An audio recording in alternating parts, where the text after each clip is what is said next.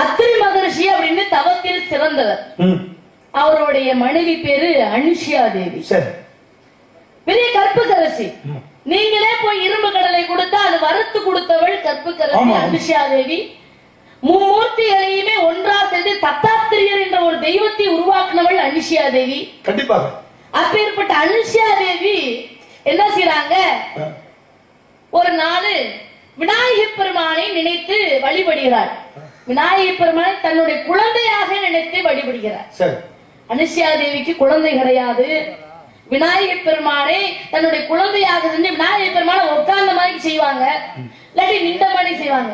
விநாயகர் பெருமானை குழந்தை மாதிரி செஞ்சு தன்னுடைய தோளில் போட்டு ஆட்டிக்கொண்டே இருந்தாலும் சிலையாக வச்சு.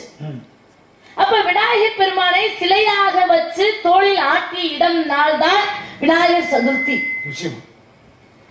அந்த விநாயகர் சதுர்த்திக்கு இந்த குழந்தைக்கு என்ன படைப்போம், என்ன உணவாக கொடுப்போம் அப்படின்னா அந்த அம்மா என்ன செய்றாங்க, வீட்டுல கொஞ்சம் நெல் இருந்துச்சான், அந்த நெல்லை இடிச்சு மறுபடியும் அதை சலிச்சு அதை மாவு திரட்டுகளாக எடுத்து மாவை கைப்பிடியில இருந்து ஒரு புடி எடுத்து விநாயகர் பெருமானுக்கு முன்னாடி வச்சாலாம்.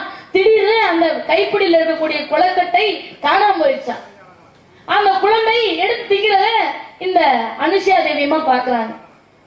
அன்று முதல் விநாயகர் பெருமானுக்கு இந்த கொள்ளக்கட்டை என்று சொல்லக்கூடிய அரிசி புடி பிடிக்கும் அப்படின்னு இந்த அரிசி புடி மாவை புடிச்சு அதை வேக வச்சு கொள்ளக்கட்டையை படைக்க ஆரம்பித்தால் யாரு, அனுஷியா தேவி.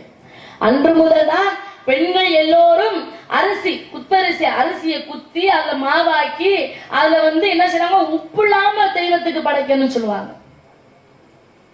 உப்பு இல்லாமல் தெய்வத்துக்கு படைக்கணும். ஆனா இப்பதான் உப்பு போட்டு படைக்கிறாங்க. அப்பேற்பட்ட கொள்ளக்கட்டை பிரியர் உண்டாக்குறது அனுஷியா தேவியம்மா. அது மட்டும் கிடையாது, இன்னைக்கு சித்தி விநாயகர் புக்தி விநாயகர் அப்படின்னு விநாயகரை சொல்கிறோம். சித்தி விநாயகர் புக்தி விநாயகர் என்றால் நாரத மகர்ஷியுடைய தங்கச்சியை விநாயகருக்கு கட்டி கொடுத்திருக்கார். சித்தி புத்தி என்று சொல்லக்கூடிய 2 பெண்களை விநாயகர் பெருமான் கல்யாணம் பண்ணியிருக்கார். அதனால சித்தி விநாயகர் புக்தி விநாயகர் அப்படின்னு சொல்றோம். அது மட்டும் கிடையாது, விநாயகர் பெருமானுக்கு ஒரு 3வது பொண்டாட்டி இருக்காங்க. வல்லவை என்ற ஒரு அரக்கி. சூரபதுமனுடைய சித்தப்பன் மகள் வல்லவை என்ற அரக்கி. சூரபதுமனுக்கு முருகப்பெருமானுக்கு யுத்தம், சண்டை. முருகப்பெருமான் சூரபதுமனுடைய படைகளை எல்லாம் வீழ்த்தி கொண்டே இருக்கிறார். ஆனா படைகள் உருவாகி கொண்டே இருக்கிறது. பார்க்கிறார் முருகப்பெருமான் விநாயகர் பெருமான், என்னடா நம்ம தம்பி சூரபதுமன் படைகளை எல்லாம் கொண்டு கொண்டே இருக்கிறான், வீரபாகுத்தேவன் ஒரு பக்கம் இப்ப படைகளை சாப்பிட்டு கொண்டு இருக்கேன், படைகள் வந்துகிட்டே இருக்கேன், இந்த படைகள் எங்க இருந்துதான் வருதுன்னு விநாயகர் பெருமான் எட்டி பார்க்கலாம். படைகளை எல்லாம் தாண்டி அங்க ஒரே ஒரு பொம்பளை ஒரு மூச்சு விடுவாராம், 300 வீரர்கள் உருவாகிடுவார்களாம். ஒரு மூச்சு விடுவார்களாம், 300 வீரர்கள் உருவார்களா. யாருன்னா வல்லவை என்ற அரக்கி. அதான் ஒரு பழமொழி சொல்லுவாங்க, முக்குக்கு 300 உள்ள வத்தவன் வல்லவை அப்படின்னு. ஒரு முக்குனா ஒரு மூச்சு, ஒரு மூச்சு விடுவாங்களாம், அந்த மூக்குக்குள்ள இருக்க 300 வீரர்கள் வருவாங்களாம். பார்க்கிறார் விநாயகர் பெருமான், ஆகா இந்த வல்லவை இந்த அரக்கி தாண்டா ஒரு மூச்சுக்கு ஒரு 300 பிள்ளையை பெற்று அனுப்புறா.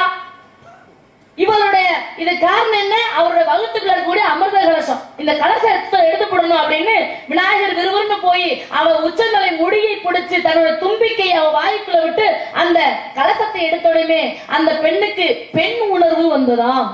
விநாயகர் பெருமான் காலில் கட்டி பிடிச்சுக்கலாம், நீங்கள் தான் என்னை ஆட்கொள்ள வேணும்னு. உடனே விநாயகர் பெருமான் வல்லவை என்று சொல்லக்கூடிய அரக்கியும் திருமணம் பண்ணி வல்லப விநாயகர் என்ற ஒரு பேர் வந்துச்சு.